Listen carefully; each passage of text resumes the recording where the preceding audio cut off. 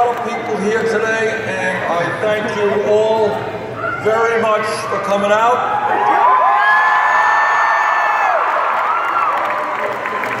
I want to thank Josh Bismarck, and I especially want to thank Dennis Avery for his support and for his wonderful words.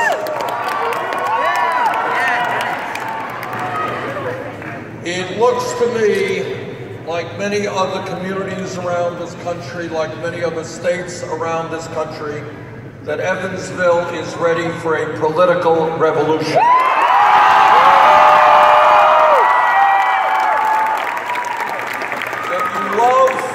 We all love this great country, but we know we can do much better. I want to just give you a brief report on the state of the campaign, and then I want to talk about where I believe together we must take this country.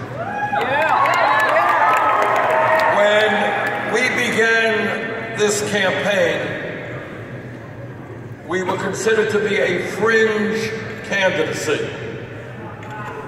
We had no money, we had no political organization, and we had no name recognition. Other than that, we were doing pretty well.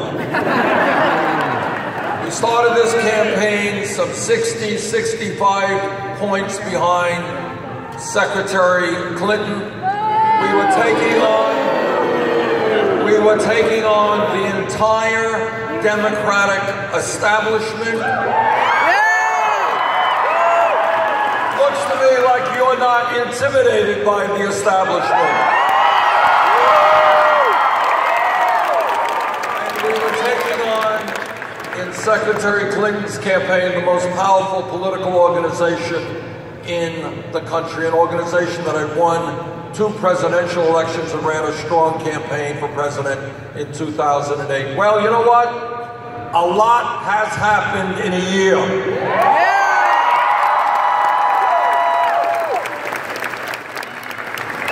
As of today, we have now won 17 states' primaries and caucuses. And if you can help us bring out a large voter turnout tomorrow, Indiana will be the 18th victory.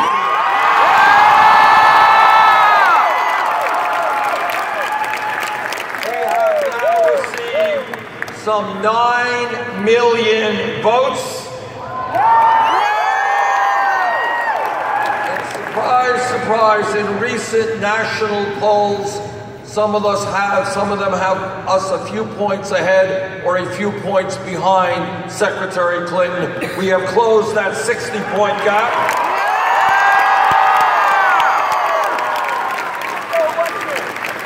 But what to me has been extremely gratifying is we, in this movement, this political revolution, are defining the ideas for America and for the Democratic Party.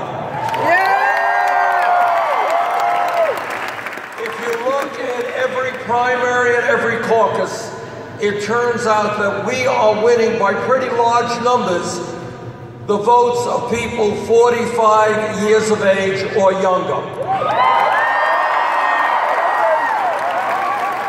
In other words, our ideas, the political revolution transforming America, are the ideas for the future of this country and the future.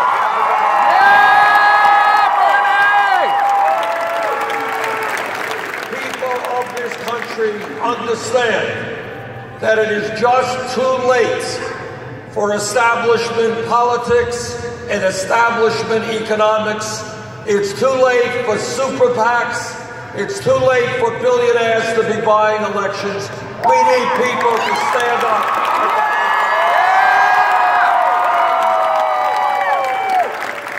Now, as of today, in what I call earned delegates, the delegates that you earn after a primary or a caucus, we have won about 45% of them.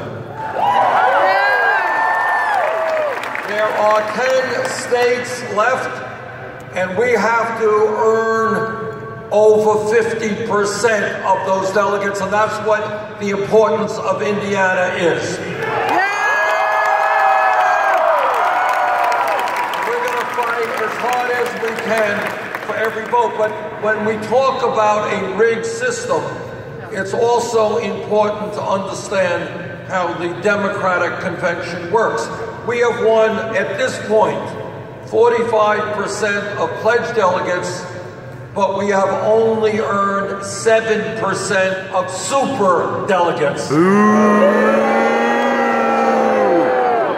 So in other words, the way the system works is you have establishment candidates who win virtually all of the super delegates. It makes it hard for insurgent candidacies like ours to win. But you know what? We're going to fight for every last vote, and we're going to...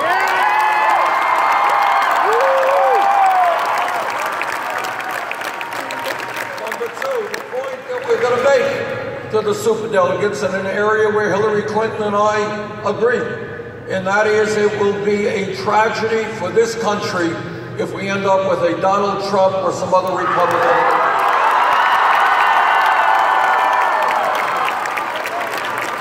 And the point that we are going to make to the superdelegates, all of whom share that same understanding, is that poll after poll, virtually every single national poll, every single poll in a battleground state like Indiana, you know what those polls show? They show that by far Bernie Sanders is the strongest candidate.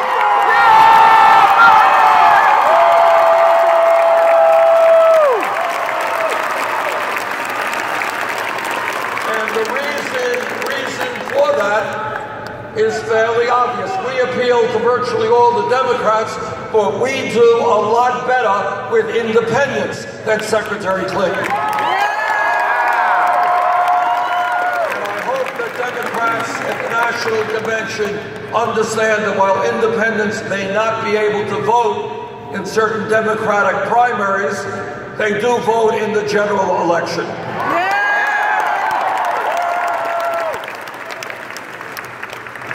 Let me very briefly summarize some of the differences between Secretary Clinton and myself. Number one, it will tell you a whole lot about the nature of a campaign and a candidate as to how you raise the money, the many, many millions of dollars you need to run a winning campaign.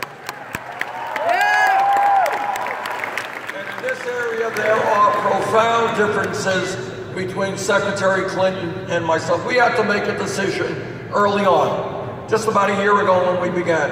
Should we create and establish a super PAC and reach out to billionaires and Wall Street? That's exactly how we felt.